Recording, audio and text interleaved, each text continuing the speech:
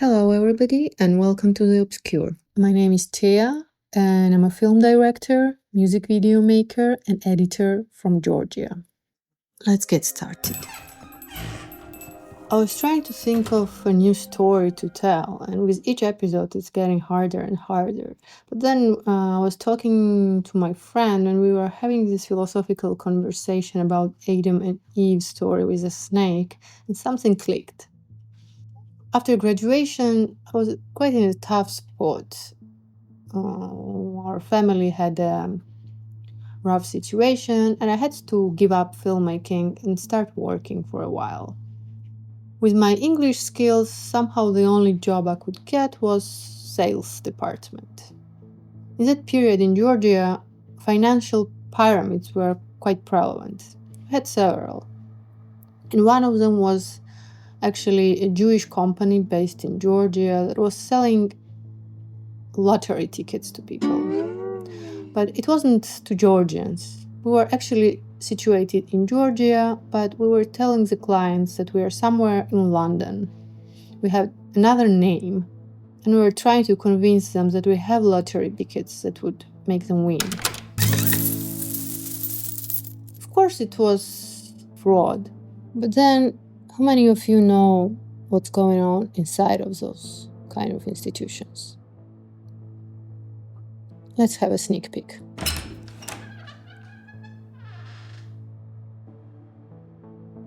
So before we started the job, we had a 5-day workshop. And this cool, energetic Jewish woman comes in and starts telling us the story of the snake. But yeah, you should appreciate the intrigue here. She comes in and she asks the question. And in sales, remember that in sales, the one who asks the question wins. So she's asking this question: who do you think was the first ever salesman in the world? And everybody's confused. Well, we were coming up with various answers, and then suddenly she shocks us and she tells us it was a snake.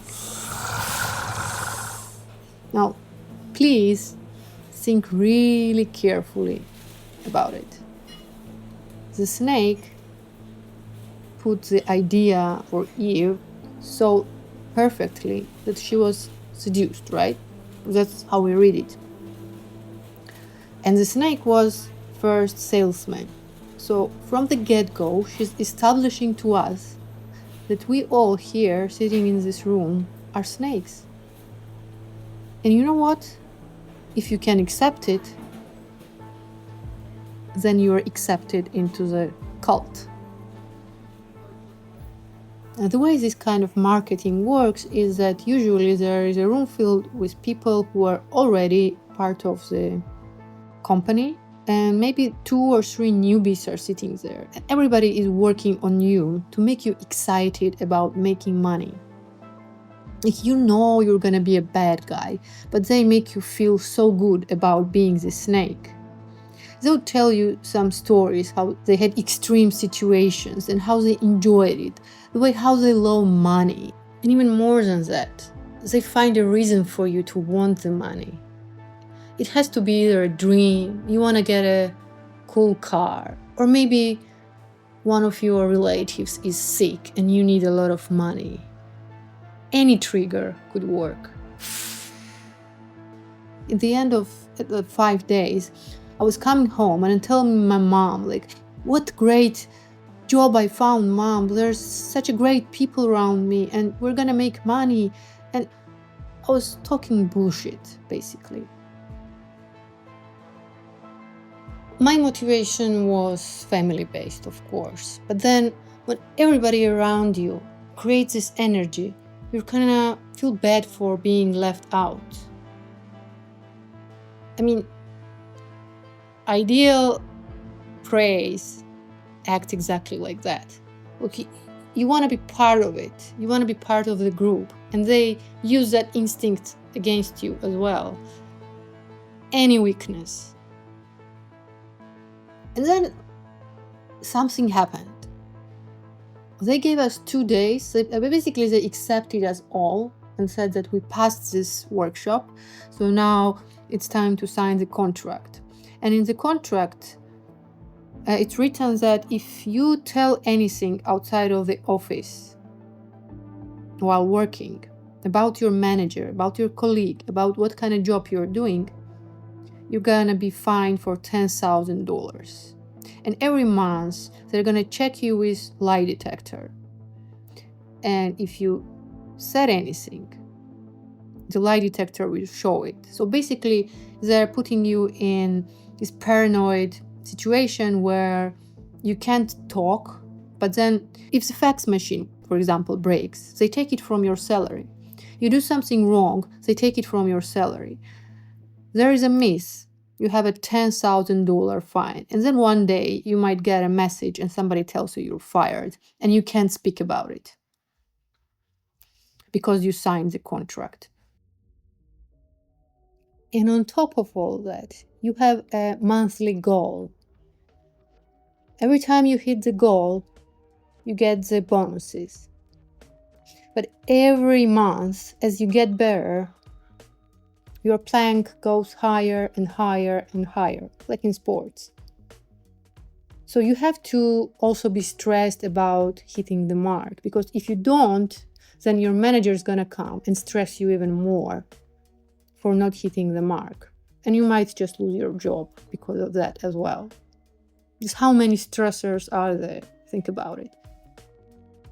But the cruelest part of it is that nobody hides it from you. They tell it to you directly, and then they make you excited about it.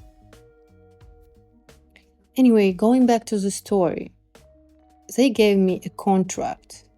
And that's the paper I got together with me when I went home, and they gave us 2 days to think about it. Like 5 days of this brainwashing happened, and now you have 2 days to rest. Already on the last day, I felt like there was something strange with the energy of a few people. Probably they got tired of acting. Some of them were still keeping it on. A few of them let out a very low-key energy of getting tired of what they're doing. And that's when I realized something is wrong. When we were almost going out and the manager was giving out these contract papers and was congratulating us, I was looking around happily with a smile on my face, and I saw a droplet of misery in one guy's eyes. He was almost pitying me. At that moment, I didn't know why he was pitying me. But probably when he understood that this is over now and he doesn't have to act anymore, he dropped his guard down and he immediately looked away. But I saw that pity. And he was hoping I wouldn't get why. Next morning, I woke up and I feel like I'm like hangover or something. And the first thought that suddenly comes to my mind is, I feel like I have been brainwashed. I feel different now that I don't have to go there, and I'm rested and I'm in a safe environment. I'm at home. And I'm thinking that, okay, something is wrong with all of this. I have time to think, because before that, for those 5 days, you basically didn't have a time to rest. You had to memorize the script that you had to repeat to your clients. You had to think about solutions to the questions they give you. You're engaged. You don't have time to analyze what's going on. And now suddenly I have a time to think. And I realize I've been brainwashed. I don't know, is it my luck or what is it, but also the other day I was riding marshutka, and right behind me there was this couple sitting. They were having a conversation. I wasn't listening very attentively, but at some point a few words hit my ear and I paid attention. They were saying about these fraud companies that make you sign these contracts and then you can't get out of it. You become a slave. And this lawyer guy was talking to his friend, younger friend, who almost got into this situation. And he was explaining. At some point, I thought it was a dream, because those days were very fluid for me. I didn't feel like I felt like I was half awake and half sleeping, you know. And at some point, I even remembering that, I imagined that it was in my dream. But anyhow, there was this lawyer explaining to this girl that even if you get out of it and you have all the information, legally you can't do anything because you signed the contract on your own. And hearing that information, I finally realized that I'm in the middle of a pyramid, a financial pyramid, but I'm inside of it. Like, there are different types. Ones are that you click on your phone and you ask friends to join in for this strange roller coaster where you can get money for the amount of steps you make or wherever. You're engaging only with your phone and with some kind of robotic program. Here, you're inside of it. You're in an enclosed circle. You can't get out of it. If you get out of it and you speak about it, you get like $10,000 fine. Come on. And mostly those were students who were sucked into this scheme. So if you're a student and you're in this kind of company, it's really stressing and you can't even talk. Whew, I got stressed just by telling this story. But anyway, finding out about what happened, I just ditched them. I never signed the contract, and when they called back, I just said that I found a better option and I don't need this job anymore. What I experienced only caught up with me later. I didn't comprehend the whole scale of the things that happened to me immediately. I was just 25 maybe. I didn't know what all of those things meant, and I didn't know what I could do about it. Like, how could I confront this kind of companies? To be honest, thought even didn't cross my mind. I was too occupied with just finding another job and getting things together in my family. And now that time has passed and I'm looking at the situation in our country, it kind of clicks. The snake story, the sales agency, the propaganda, the iron hand behind the curtain, and all the fear and paranoia that's holding you from all sides. Like, once you sign the contract, you're done. And I think that a lot of low-string political or government organization or wherever workers are undergoing. And it's really difficult because also as a sales agent, I worked in a more or less legal sales agency. Like, it wasn't so clean, but it was cleaner than this one. It wasn't a pyramid. And they told me that, there is a difference. But basically, when you call a client, they've been through so much fraud that they, in first 3 seconds of conversation with you, they start with swearing. And you still have to convince them. And also, on a daily basis, you're calling people and you're getting sweared at. And then there is this fear from the other side. So you squeeze from both sides, and you don't even decide anything in the institution because you are on a low string. And once you get the client, you transfer them to a broker who's gonna strip them of all of their belongings. But you're not involved. You're given just enough slice of information to not be the bad guy, And I was thinking that all the hate we're throwing at those kind of people, because they are the ones we're talking to. We never have a chance to directly talk to the guys who are like managing and ruling all this. We're talking to people at the lower level, and they're getting all the hate. And it doesn't work. Those people are the types of people who, like that guy in Batumi, are led to suicide.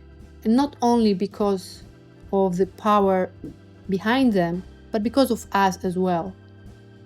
They're squeezed from both sides. They don't have any choice. Everybody hates them. And they just do their job because they're a student or they're somebody in this case, right? And they need money because they have, impaired brother or a grandmother who is hospitalized or wherever. All of us have some problems, and we don't know about it. I know that we are angry because we also have our own issues. And the cruelest thing is they don't even understand why. They might understand why their manager is bad and why they can't escape them, but they don't understand why other people are seeing them as an enemy. That is the place where the information is twisted. So once they have to choose between two, bad manager who's violating their rights but giving them money to treat their sick grandmother, or people who cannot give them anything but also hate them. It's a tough choice, believe me. Type of information they are given from the management sometimes contradicts with certain facts that they get from outside, and with certain circumstances those become also believable. So they don't even have anything to rely on as a fact. They're just lost and just trying to do their job and live their small lives.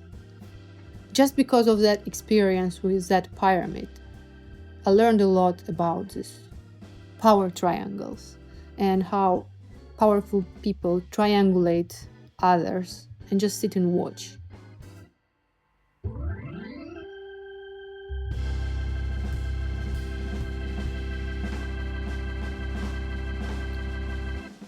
Yes, that was the fourth episode for you. Thank you for your attention, and don't forget to follow, subscribe, and support.